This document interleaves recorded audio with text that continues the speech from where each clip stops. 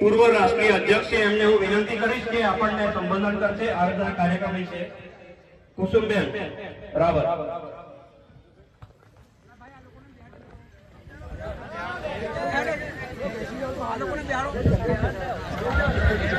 વદેશિયાની જે રસોડા માટે સેવાઓ આપનાર જે ટીમ જે છે એ રસોડા તરફ પહોંચે.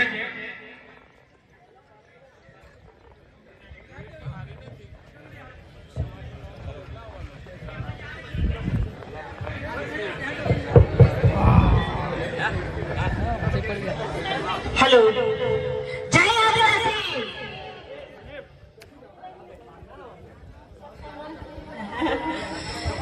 एक बार फिर से, क्योंकि मैदान में इतनी संख्या दिखती है और जयकारा जोर से नहीं आता है तो मजा नहीं आता, तो एक बार फिर से जय आदिवासी, जय आदिवासी।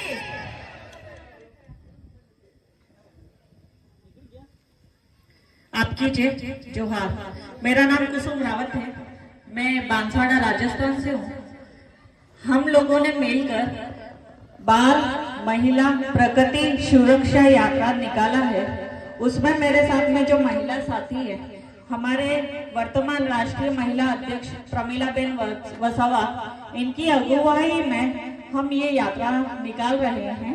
हमारे साथ में मध्य प्रदेश से अनीताबेन सोलंकी, जो मध्य प्रदेश में पूर्व राष्ट्रीय महिला अध्यक्ष भी रहे हैं, डिम्पलबेन नायका, मीनाबेन, गंगा दीदी, इनकी अगुवाई में हम सब साथ में, प्रमिलाबेन की अगुवाई में हम सब साथ में मिलकर यात्रा निकाल रहे हैं। कल तक हमारे साथ में महाराष्ट्र की महिला भी शामिल थी। अभी हम गुजरात में हैं। राजस्थान से हमारे साथ में राजस्थान की महिलाएं, महाराष्ट्र की महिलाएं, फिर मध्य प्रदेश की महिलाएं सभी शामिल होने वाले हैं। तो ये जो यात्रा है वो 2 तारीख से हमने पालघर महाराष्ट्र से स्टार्ट किया है, जो गुजरात में दादरा नगर हवेली से गुजरात को आ पहुंचा है। हमारा नेक्स्ट पड़ाव राजस्थान रहेगा, फिर मध्य प्रदेश, फिर हम महाराष्ट्र पानखेड़ा में जहां 13, 14, 15 जनवरी का महासम्मेलन होने वाला है, वहां पर हमारी यात्रा का समापन करेंगे। इस यात्रा का उद्देश्य, जैसा कि आप नाम से ही विदित है, बाल महिला एवं प्रगति सुरक्षा यात्रा, साथ ही 13, 14, 15 जनवरी का जो महासम्मेलन है, उसके लिए हम इनविटेशन देने के लिए घर घर तक पहुंच रहे हैं। अभी भी बहुत सारी महिलाएं महासम्मेलन में आती हैं, बहुत सारे भाई हमारे महासम्मेलन में आते हैं, लेकिन फिर भी कुछ कमी सा लगता है। वो महिलाएं जो अभी घरों से निकली नहीं है, वो महिलाएं जो आदिवासी समुदाय को घरों में फैलाती तो हैं, लेकिन दूसरे समुदाय के साथ में अभी भी नहीं सामंजस्य बिठा पा रही है। वो हमारे गैर आदिवासी महिला एवं पुरुष जो प्रकृति बचाने में हमारे साथ खड़े हुए नहीं हैं, जो प्रकृति बचाओ में संवेदना अभी तक जिनके मनों में जगी नहीं है, उन सब के साथ में मिलकर प्रकृति कैसे बचाई जाए, महिलाओं और बच्चों को कैसे सम्मान प्राप्त किया जाए, उस उद्देश्य को लेकर हम यात्रा लेकर निकले हैं। और साथ ही आदिवासी एकता परिषद ने जो आप लोगों के सामने जवाब दे दिया है। अभी हम देखते हैं कि सवाल सभी पैदा करते हैं, सब खड़े हो जाते हैं, ये नहीं हो रहा है, वो नहीं हो रहा है, ऐसा क्यों हो रहा है, ऐसा क्यों नहीं हो रहा है। लेकिन आदिवासी एकता परिषद एकमात्र ऐसी विचारधारा है जिन्होंने जवाब दे दिया है। तो आदिवासी एकता परिषद का 7 मुद्दों का जो कार्यक्रम है, उसमें पूरा जवाब है। आत्मनिर्भर गांव कैसे बनाया जाए, वो जो जवाब है वो आदिवासी एकता परिषद ने दे दिया है। तो उसके लिए जो 7 बिंदु हम आदिवासी एकता परिषद की जाजम से लेकर चलते हैं, वो है गांव में कोई भूखा ना रहे। अब वो कौन सी रीति से भूखा नहीं रहेगा, उसके लिए हर घर से 1 मुट्ठी अनाज इकट्ठा करना है, और जहाँ भी अनाज की कमी है, जिस घर में अनाज की कमी है, बिना उसकी पहचान बताए हमें उनको देना है, जिससे सामने वाले व्यक्ति का भी स्वाभिमान जो है वो बना रहे। अभी हम देखते हैं सोशल मीडिया के जमाने में कि फोटोज एंड वीडियोस के लिए सिर्फ और सिर्फ सेवा करते हैं, तो वो काम हम नहीं करते।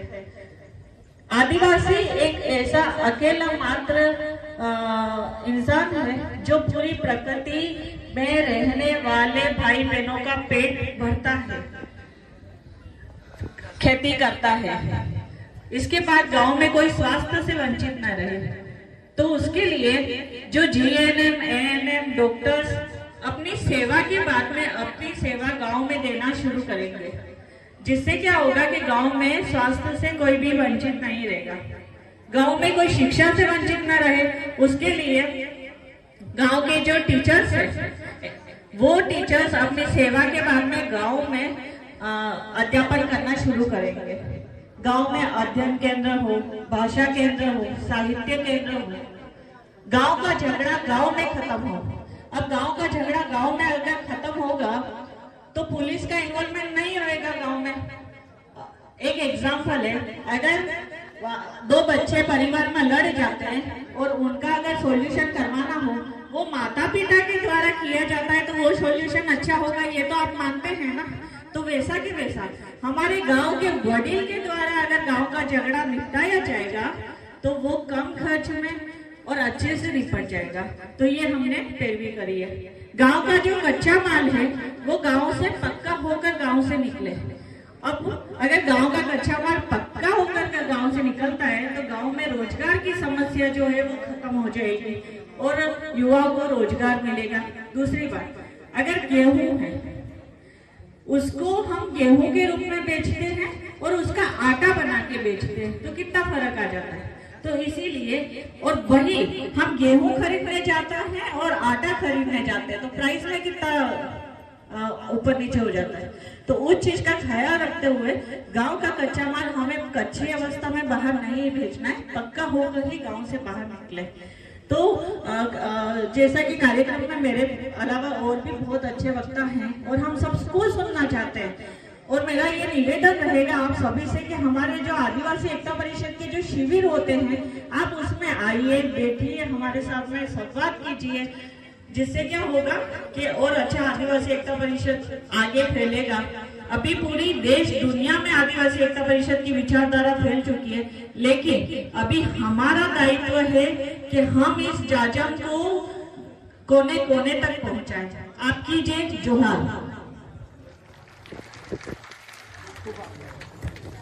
खूब खूब आभार कुसुमबेन रावतजी કે જે પાલઘરથી મહિલા સન્માન યાત્રામાં જોડાયા છે અને અહીંયાથી જે રાજસ્થાન મધ્યપ્રદેશ રહી જે આદિવાસી એકતા પરિષદનું સાંસ્કૃતિક મહાસંમેલન યોજાનાર છે પાનખેડા પીપળનેર ત્યાં પહોંચનાર છે અને એમના જે મહિલા સન્માન યાત્રાના ઉદ્દેશ્ય જે છે એ આપણે ખૂબ સરસ રીતે એમને પ્રસ્તુત કર્યા। અને હવે હું આગળના વક્તા અને આદિવાસી એકતા પરિષદની ભૂમિકા